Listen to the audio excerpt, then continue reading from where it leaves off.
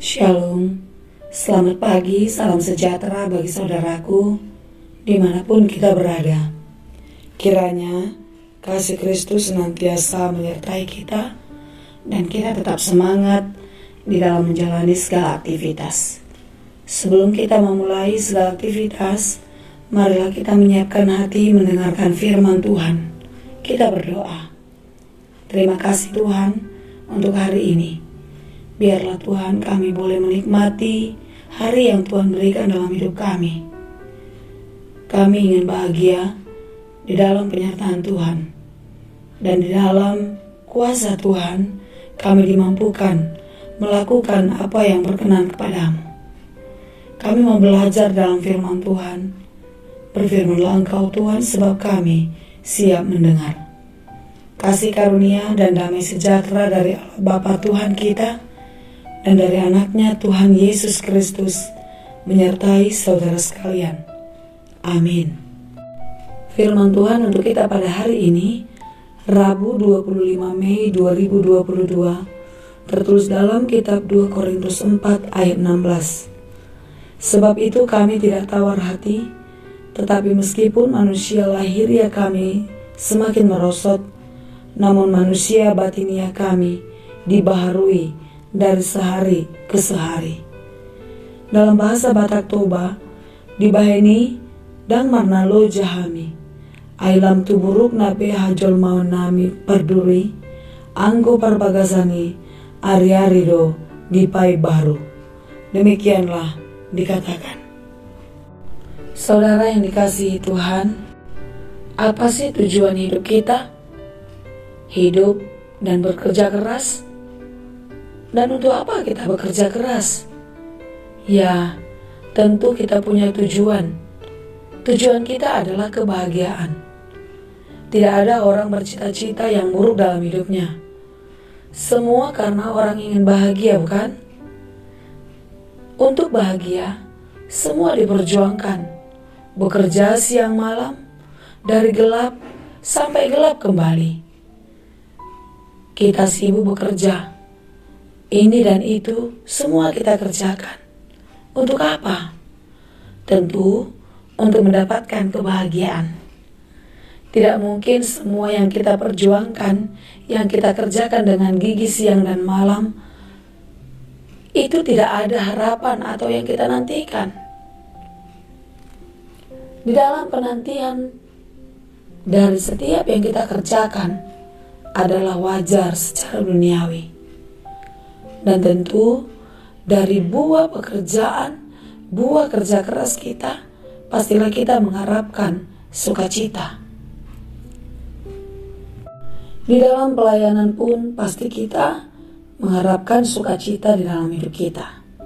Ada ketenangan batin, kedamaian hati, ketenangan pikiran, dan hidup penuh sukacita di dalam melayani Tuhan. Tetapi untuk mendapatkan sukacita itu, apakah kita melakukan hal yang sama seperti perjuangan kita di dalam mendapatkan kebahagiaan dunia? Tentu tidak. Mungkin pengorbanan kita akan jauh lebih besar, jauh lebih berat ketika kita melakukan pelayanan di tengah gereja. Kita tidak dihargai, kita tidak diingat, tidak diperhitungkan. Tapi ketika kita melayani, apakah kita harus kehilangan kebahagiaan? Tidak, karena motivasi pelayanan kita adalah bukan untuk kebahagiaan kita, tetapi kebahagiaan Tuhan yang mengasihi kita.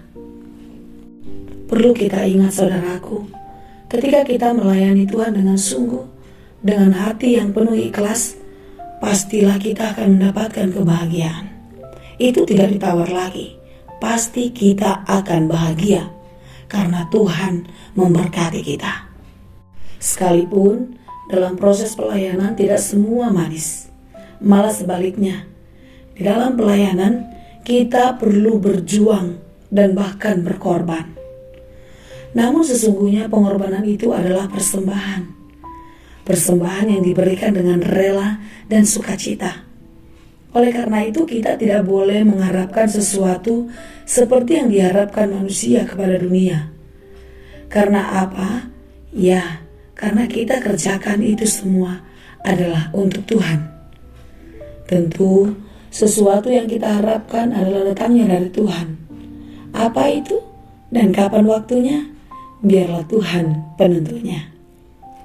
Saudara yang dikasihi Tuhan, pada waktu yang baik, pada waktu yang tepat, Tuhan akan memberikan, Tuhan akan mencukupkan apa yang kita perlukan. Bagaimana caranya? Mari kita merenungkan dan mengingat kembali bagaimana Tuhan memberkati hidup kita, bagaimana Tuhan memelihara kita, bagaimana Tuhan mencukupkan apa yang kita perlukan sehingga kita bisa bertahan sampai hari ini. Mungkin ada saja orang yang tidak pernah puas dalam hidupnya dan merasakan kalau Tuhan belum memberikan apa-apa. Dia berkata, saya belum merasa cukup, saya belum mendapatkan apa yang saya inginkan, saya belum menerima sebanyak apa yang diterima oleh orang lain. Saudaraku yang dikasihi Tuhan, setiap kita punya porsi, setiap kita punya bagian masing-masing. Mengapa kita merasa tidak cukup? Kita merasa belum puas? Ya, karena kita tidak bersyukur. Padahal sesungguhnya, seperti apapun keberadaan kita, sebesar apapun atau sebanyak apapun yang kita miliki di dunia ini, selama kita bersyukur, maka kita akan bahagia.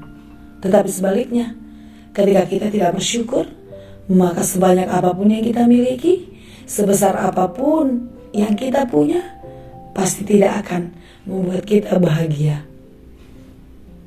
Hidup ini adalah anugerah, hidup ini adalah berkat Tuhan. Oleh karena itu bersyukurlah, maka engkau akan bahagia. Saudara yang dikasihi Tuhan, kata tidak tawar hati dalam renungan kita hari ini berarti kita tidak boleh berhenti bersyukur di dalam hidup.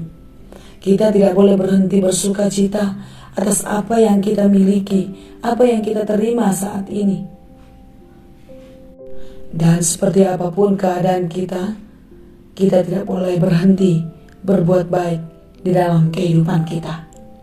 Paulus mengingatkan kita untuk tidak tawar hati, dan kita boleh menikmati hidup yang Tuhan berikan, dan kita bisa menikmatinya dan merasakan bahwasanya hidup ini adalah indah.